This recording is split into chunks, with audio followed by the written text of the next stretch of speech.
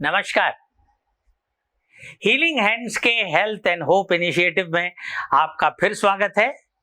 आज हम लोग बात करेंगे हाइपोप्रोटीनीमिया यानी प्रोटीन की शरीर में कमी हो जाने के बारे में।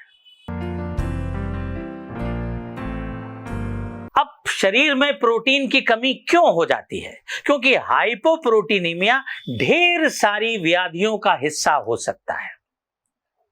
यदि आप अपने भोजन में पर्याप्त प्रोटीन नहीं ले रहे तो आपको पूरी संभावना है कि प्रोटीन की कमी हो जाए। यदि आपका लिवर डैमेज्ड है, जिगर क्षतिग्रस्त है, तो भी प्रबल संभावना है कि आपको प्रोटीन की कमी हो जाए, क्योंकि प्रोटीन के विभिन्न अवयवों में जो एल्ब्यूमिन नाम का अवयव है उसका निर्माण लिवर में होता है। फिर आप कुछ बीमारियों से सफर कर सकते हैं जिसमें शरीर से प्रोटीन का ह्रास यानी क्षति हो रही हो। प्रोटीन लूजिंग एंटेरोपैथीज हो सकती हैं जिसमें मल के साथ में ढेर सा प्रोटीन आपके शरीर से बाहर निकल जाए। ऐसी बीमारियां हो सकती हैं जो गुर्दे से संबंधित हों, जैसी एक नेफ्रोटिक सिंड्रोम एक बीमारी है जिसमें ढेर सी प्रोटीन आपकी पेशाब में शरीर से बाहर जाने लगती है। जब आप जल जाते हैं तब भी ढेर सी प्रोटीन आपके फफोलों में शरीर के चारों तरफ भर जाती है। इस प्रकार प्रोटीन की या तो आमद कम हो, उसकी प्रोसेसिंग ठीक ढंग से ना हो, या उसका क्षय हो रहा हो, तो शरीर में प्रोटीन की मात्रा घट जाती है। अब प्रोटीन की कमी होने के परिणाम क्या है?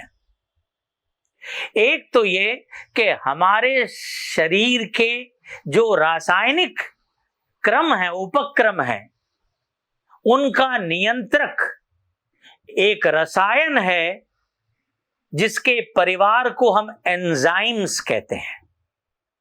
हर संरचना में कोई ना कोई एंजाइम है जो उस प्रक्रिया को अंजाम तक ले जाता है, और ये सारे एंजाइम्स अपनी संरचना में प्रोटीन के बने होते हैं।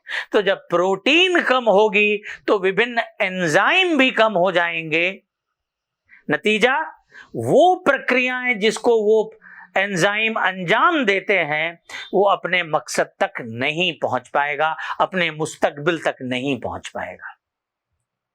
दूसरी चीज, प्रोटीन हमारे लड़ने के लिए जो तत्व है शरीर के अंदर, जो तमाम संक्रमणों से लड़ाई लड़ता है, उसको हम गामा ग्लोब्यूलिन कहते हैं, यानी इम्यूनोग्लोबुलिन। तो जब प्रोटीन कम होगी तो इम्यूनोग्लोबुलिन भी कम हो जाएगी, तो तमाम सारे संक्रमण हमारे ऊपर चढ़ बैठेंगे और हम अपनी सुरक्षा कायदे से नहीं कर पाएंगे। और तीसरी चीज, प्रोटीन दरहकीकत खून की नसों में पानी का बांध बनाता है। बांध बनने से क्या होता है? जो शरीर का जल है वो अधिकतर नसों में बहता रहता है और एक जगह से दूसरी जगह पहुंचता है। प्रोटीन हमारी नसों में बहने वाले खून का बांध बना के रखता है, जिससे ये पानी जो है, जो खून का 80-90% हिस्सा होता है, ये बाहर न जाने पाए।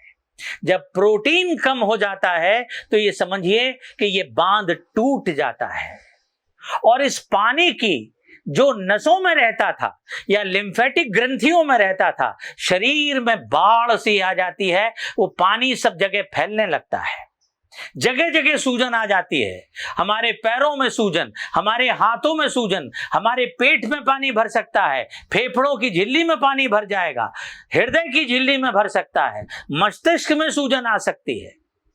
तो प्रोटीन जरूरी है और हमें देखना होगा कि हमारा ये बांध टूटने न पाए।